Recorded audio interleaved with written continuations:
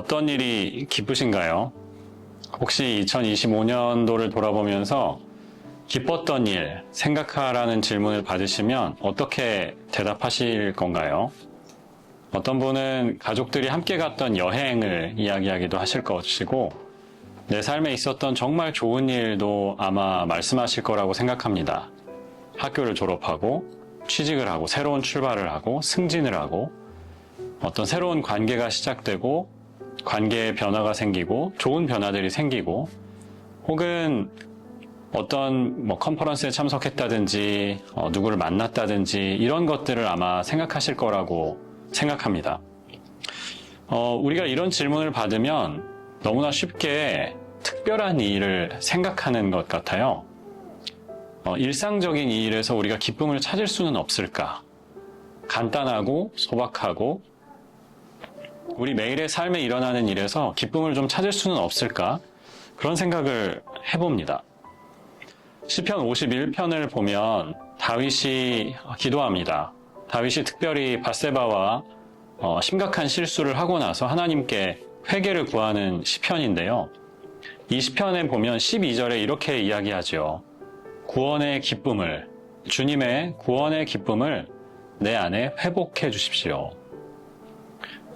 다윗은 물론 큰 잘못을 하고 하나님께 눈물로 용서를 구하는 상황에 있지만 다윗이 정말로 기도했던 것은 일상적인 기쁨의 회복이었습니다.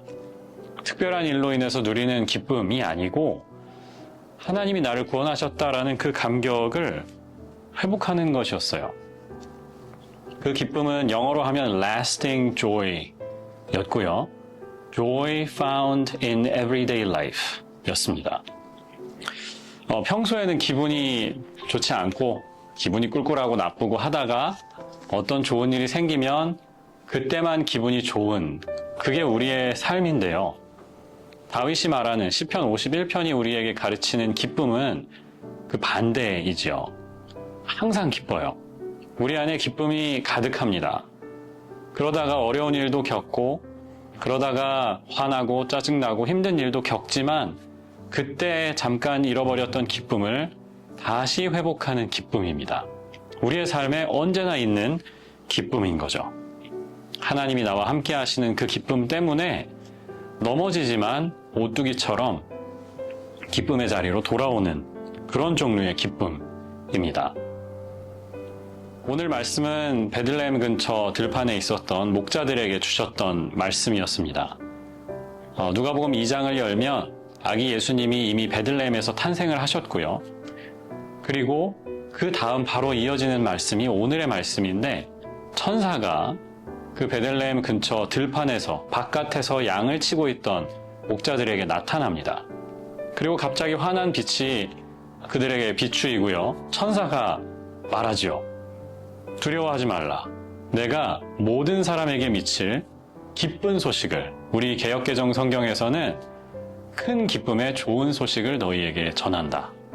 오늘날 다윗의 고을에 너희 예수께서 나셨으니 곧 너희의 주시다, 메시아이시다 라고 말씀합니다. 저는 이 말씀을 읽으면서 하나님께서 예수님이 태어나셨다는 그 기쁜 소식을 가장 먼저 전하기로 하셨던 그 사람들이 왜 목자들이었을까라는 질문을 해보았습니다.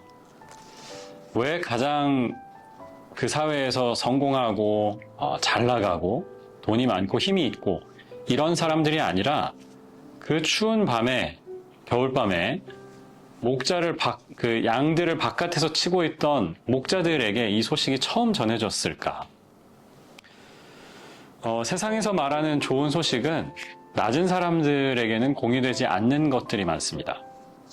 예를 들면 지금 한국의 그 주식이 코스피가 4,000 그 포인트를 돌파했다고 하죠.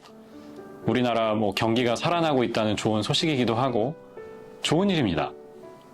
그러나 한편으로 저는 묻습니다. 이 코스피가 이렇게 올라간 것이 모두에게 좋은 소식인가? 우리 사회의 가장 낮은 사람들에게도 기쁜 소식인가? 아닐 거라는 거예요. 미국에서도 지금 이자율이 점점 떨어지는 추세에 있습니다. 집을 사려고 준비하시는 분들 계시고요. 차를 바꾸려고 했는데 이자율이 너무 높아서 바꾸지 못했던 분들이 계세요. 좋은 소식입니다. 그러나 역시 이 소식도 우리 사회의 모든 이들에게 좋은 소식은 아닐 겁니다. 저는 예수님의 사역이 중요한 이유가 여기에 있다고 생각합니다. 예수님은 가장 낮은 자들에게도, 가장 천하고 힘이 없는 사람들에게도 좋은 소식으로 와주셨습니다. 높고 힘이 있는 사람들 뿐만 아니라 우리 사회의 모든 사람들에게 좋은 소식으로 와주셨어요. 이것이 우리가 기뻐하는 이유입니다. 우리의 삶의 어떤 부분이 좋아서 기뻐하기도 하지요. 우리의 삶에 오랫동안 기도했던 것들이 응답되어서 기뻐하기도 하지만 예수님이 우리 모두에게 좋은 소식으로 오셨다는 이 복음 때문에 기뻐합니다. 그러면 우리가 왜 기뻐하지 못하는 것일까요? 이 질문을 해야 한다고 저는 생각합니다.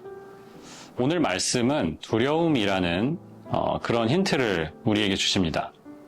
천사가 목자들에게 나타나서 처음 했던 말이 두려워 말라였어요. Don't be afraid.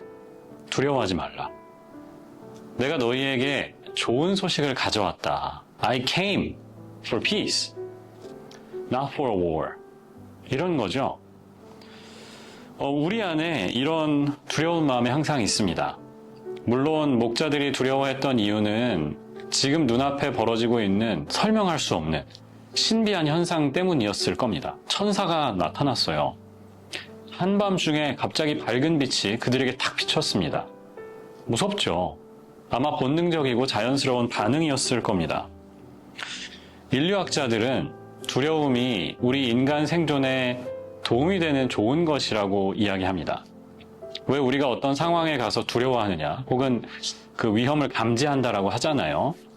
왜 그런 마음을 느끼냐면 인간이 생존하기 위해서라는 거죠.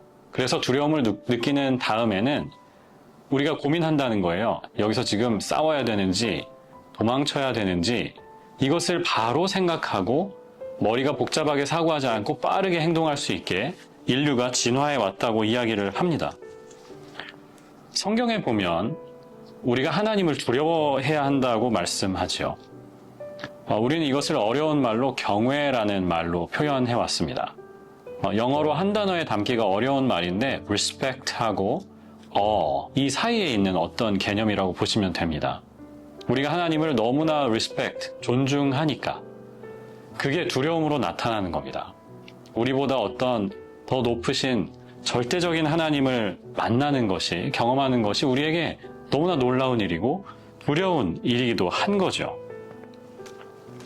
안타까운 것이 있는데 우리가 이 두 가지 종류의 두려움 사이에서 하나님을 만난다라는 겁니다.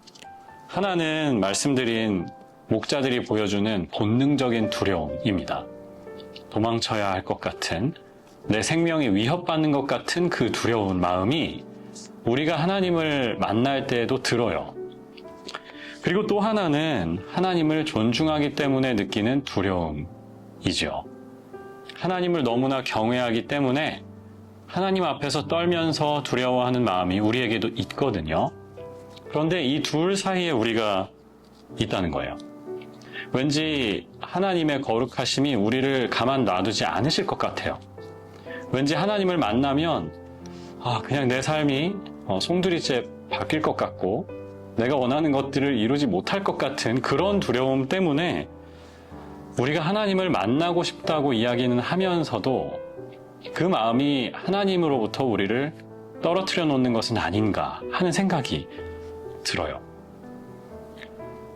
예수님께서 아기로 우리에게 오셨습니다.